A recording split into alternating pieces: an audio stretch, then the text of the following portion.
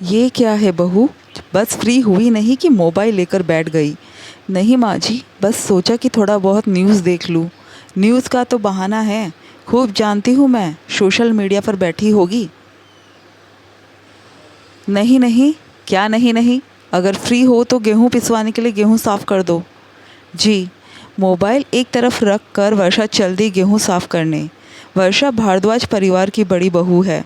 भारद्वाज परिवार में माधव जी, उनकी पत्नी शांति जी, उनके 3 बच्चे हैं। बड़ा बेटा सौरभ अपने पिता के व्यवसाय में उनकी मदद करता है, जिसकी पत्नी है वर्षा। वही छोटा बेटा अनूप और उसकी पत्नी शोभा जॉब करते हैं। और सबसे छोटी बेटी है शानू, जो अभी कॉलेज में फर्स्ट ईयर में है। वर्षा एक गृहिणी है, इसलिए अधिकतर कामों की अपेक्षा उसी से की जाती है। शांति जी कभी किसी काम में कुछ खास मदद करती नहीं, पर शोभा को भी कुछ काम में मदद कर देती। उनका मानना था कि वर्षा करती ही क्या है। वही शानू किसी भी काम को हाथ तक लगाना पसंद नहीं करती। हालांकि वर्षा को बुरा तो लगता, लेकिन करे तो करे क्या, किसी को फ़र्क ही नहीं पड़ता। खुद सौरभ को फ़र्क नहीं पड़ता, उसे सिर्फ व्यवसाय बढ़ाने से मतलब था। इसी कारण वो 3 से 4 साल तक बच्चे की जिम्मेदारी भी नहीं लेना चाहता था। पर यह बात अपने माता पिता को बताने से डरता था, इसलिए वर्षा को सब सुनना पड़ता था। कल पड़ोस में रामायण के पाठ रखे गए थे, तो शांति जी का वहाँ जाना हुआ। अब जहाँ पड़ोस की महिलाओं की महफिल लग जाए, वहाँ तो हर कोई पूछेगा ही कि शादी के 3 साल बाद भी सौरभ और वर्षा के बच्चे क्यों नहीं हुए।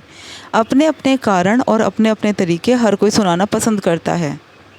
सुनकर शांति जी का दिमाग खराब हो गया। अब भड़ास तो निकालनी ही थी, इसलिए घर पर आकर उन्होंने वर्षा पर चिल्लाना शुरू कर दिया। आखिर कौन सी फैमिली प्लानिंग कर रही हो तुम? अगर बच्चा नहीं हो सकता तो डॉक्टर को दिखाओ। कहीं जाने लायक भी नहीं छोड़ा। जहाँ जाओ बस एक ही सवाल पूछा जाता है। तंग आ गई हूँ मैं। माँ जी, आप मुझसे क्यों पूछ रही है? अपने बेटे से पूछिए, वर्षा ने जवाब दिया। हाँ हाँ, सारी कमी तो मेरे बेटे की है, जो उसने तुमसे शादी करी। अपनी कमियों को मेरे बेटे पे मत डाल। बच्चा तो खुद नहीं चाहते और इल्ज़ाम उस पर लगा रही है। ऐसा कहकर शांति जी तो अपने कमरे में चली गई, पर पीछे वर्षा की आंखों में आंसू आ गए। आखिर उसे उस गलती के लिए सुनाया जाता था जो उसने की ही नहीं। शाम को जब सौरभ घर पर आया तो वर्षा ने सौरभ से बात की। सौरभ, तुम अपने माता पिता से सब कुछ सच सच क्यों नहीं बताते हो कि बच्चा तुम नहीं चाहते हो? अरे यार, तुम फिर वही फालतू की बातें लेकर बैठ गई। इंसान घर पर सुकून के लिए आता है, पर तुम जब देखो तो ये बकवास लेकर बैठ जाती हो, सौरभ ने झल्लाते हुए कहा। ये तुम्हारे लिए फालतू की बात है, पर मैं इन बातों के लिए रोज़ सुनती हूँ। तुम्हें अपना बिजनेस आगे बढ़ाना है, बढ़ाओ, लेकिन कम से कम मेरे बारे में तो सोचो। हमारी शादी को 3 साल हो चुके हैं। सौरभ, तुम्हें बच्चा नहीं चाहिए तो मुझे तो चाहिए। वर्षा, तुम कैसी बातें करती हो? इतनी पढ़ी लिखी होकर भी क्यों बकवास कर रही हो? देखो, मुझे अभी कमाने पर फोकस करना है। पैसा होगा तो हम सुकून की ज़िंदगी से जी पाएंगे। बच्चे का क्या है, वो तो फिर हो जाएंगे। क्यों सौरभ, पढ़े लिखे लोगों को क्या बच्चे नहीं चाहिए होते हैं? जब तुम्हारे माँ बाप मुझे ताने मारते हैं, आस पड़ोस के लोग मुझे सुनाते हैं, तो तुम तो कभी नहीं आते बोलने के लिए। बच्चा तुम्हें नहीं चाहिए, पर लोगों से लड़ने के लिए मुझे आगे कर रखा है। मैं नहीं जानती, तुम या तो अपने माँ पापा से बात करो या फिर मुझे कोई फ़ैसला लेने दो। सौरभ ने सोचा कि वर्षा गुस्से में आकर ये सब कह रही है। सुबह जब गुस्सा ठंडा हो जाएगा तो सब ठीक हो जाएगा। लेकिन दूसरे दिन भी वर्षा ने सौरभ से वही बात पूछी। 2-3 दिन तक वर्षा ने जब यही सवाल किया तो कि तुम अपने माता पिता से कब बात कर रहे हो, तो सौरभ गुस्से में चिल्ला पड़ा। नहीं करना तो नहीं कहना।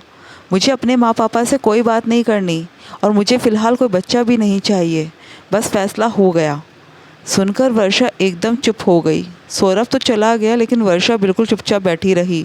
शाम को सौरभ जब घर आया तो खाने की टेबल पर जब पूरा परिवार एकत्रित था, तो वर्षा ने खाना परोसते समय कहा, मैं कल सुबह देहरादून के लिए रवाना हो रही हूँ। वहाँ के ऑर्फनेज होम में मुझे असिस्टेंट वार्डन की जॉब मिल गई है। सुनकर सब लोग चुप हो गए। ये क्या नया फितूर पाल रही हो? आखिर जॉब की क्या ज़रूरत है तुम्हें? यहाँ क्या परेशानी है? शांति जी ने कहा, बस मुझे जॉब करनी है। तो वो तो यही रहकर कर सकती हो, उसके लिए इतना दूर जाने की क्या ज़रूरत है? क्योंकि सबको अपनी पड़ी है, मेरे बारे में कोई सोच तक नहीं रहा। मेरी ज़िंदगी पर मेरा हक है, और अब मैं किसी के भी फालतू सवालों के जवाब नहीं दे सकती। ऐसा कहकर वर्षा ने सौरभ की तरफ देखा, जो नज़रें झुकाए चुपचाप बैठा था। तुम कहना क्या चाहती हो? साफ साफ कहो। अब की बार माधव जी ने सवाल किया। पापा जी, ये सवाल तो आप अपने बेटे से पूछिए, वो मुझसे बेहतर जवाब दे सकता है। मुझे पैकिंग करनी है, सुबह जल्दी निकलना है, कहकर वर्षा अपने कमरे में जाकर पैकिंग करने लगी। इधर माधव जी ने सौरभ की तरफ देखा तो वो अभी भी कुछ नहीं बोल रहा था। ये देखकर माधव जी बोले, अभी भी जवाब दोगे या यूं ही चुपचाप बैठे रहोगे? चल क्या रहा है आखिर? बहू क्या बात कर रही है? अरे वो तो जो बोलकर गई उसी से पूछो ना, इसके पीछे क्यों पड़ रहे हो? उसे तो हमारे घर की शांति कभी रास नहीं आती। अब तुम दोनों बाप बेटों को आपस में लड़ाकर जा रही है। उसे हमेशा कोई ना कोई तमाशा करना है। उसे कोई पूजा करने के लिए तो लाए नहीं है। अब क्या उसे बच्चे के लिए भी ना बोले? आजकल की लड़कियों को बच्चे पैदा करने के नाम पर ही रोना आता है। मेरे बेटे को वंश को आगे बढ़ते देखना नहीं चाहती। अब शांति जी बीच में बोली, तुम चुप करो, मैं बात कर रहा हूँ ना। तुम्हें बीच में बोलने के लिए किसने कहा? जिससे पूछ रहा हो वो तो जवाब तक नहीं दे रहा। माधव जी ने शांति जी को डांटते हुए कहा। अरे वो क्या जवाब देगा? बेचारा क्या बोल पाता होगा? इसकी बीवी इसकी सुनती होगी तब ना। अब आपसे बोलेगा वो बेशर्मों की तरह कि मेरी बीवी बच्चे पैदा नहीं कर सकती। मुझे तो लगता है बहू बांझ है और अपनी गलती छुपाने के लिए सौरभ को आगे कर रही है। ये बात अंदर पैकिंग करती हुई वर्षा को सुनाई दे रही थी। शांति जी उसके बारे में कितनी उटपटांग बातें कर रही थी, लेकिन उसे हैरानी तो इस बात की थी कि सौरभ ने अभी तक जबान नहीं खोली। उसके सामने उसकी पत्नी को इतना बेइज्जत किया जा रहा है, पर सौरभ अपनी जबान तक नहीं खोल पाया। मतलब सौरभ को अपने सपनों के आगे अपनी पत्नी का मान सम्मान दिख ही नहीं रहा। वर्षा ने अपनी पैकिंग जहाँ थी वही छोड़ी और कमरे के बाहर निकल कर आई। आते ही सौरभ से बोली, कैसे पति हो तुम? तुम्हारी पत्नी के लिए कैसे कैसे शब्द इस्तेमाल हो रहे हैं, पर तुम जबान तक नहीं खोल रहे हो। क्या तुम पति कहलाने लायक भी हो? हाय राम, अपने पति से किस तरह से बात कर रही है ये? सारे संस्कार बेच खाए इसने। अरे यही सिखाया तेरे माँ बाप ने तुझे कि अपने सास ससुर के सामने अपने पति को इस तरह से बेइज्जत करो? एक तो खुद बांझ है, ऊपर से मेरे बेटे को दो दो बातें सुना रही है। अभी फ़ोन करते तेरे माँ बापा को। अब तो फैसला आर्या पार का होकर ही रहेगा। खूब मिल जाएगी मेरे बेटे को तो। शांति जी के शब्द वर्षा के कानों में हथौड़ों की तरह लग रहे थे, पर उससे भी ज़्यादा दिमाग उसका सौरभ की चुप्पी को देखकर ख़राब था। इधर शांति की जी वर्षा के माता पिता को फ़ोन लगाने के लिए मोबाइल हाथ में ले ही रही थी। उधर वर्षा सौरभ की तरफ देख रही थी, लेकिन सौरभ अभी भी चुप था। इतने वर्षा शांति जी से बोली, रहने दीजिए आंटी जी, मेरे माता पिता को फ़ोन लगाने की ज़रूरत नहीं है। मैं ही आपके बेटे के साथ नहीं रहना चाहती। क्या बकवास कर रही हो तुम? दिमाग तो ठिकाने पर है तुम्हारा? कुछ भी बोले जा रही हो। और ये मम्मी को आंटी क्यों कह रही हो तुम? कुछ लिहाज है या नहीं? छोटी सी बात का इतना बड़ा बतंगड़ बना दिया। इतनी देर से चुप बैठा सौरभ अचानक से बोल पड़ा। अचानक सौरभ को बोलता देखकर वर्षा सौरभ के पास आई और एक थप्पड़ खींच के उसके गाल पे लगा दिया। वर्षा की इस हरकत से सब लोग हैरान रह गए। तुम्हारी मम्मी को मैंने आंटी कहा तो तुम्हें बुरा लगा, और तुम्हारी मम्मी मुझे और मेरे माता पिता को कुछ भी कहे जा रही है वो सब चलेगा?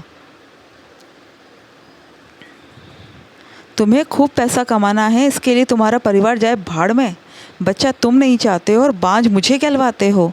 पहले अपने ख्वाब पूरे करते, उससे बाद शादी करते। मेरी ज़िंदगी बर्बाद करने की क्या ज़रूरत थी?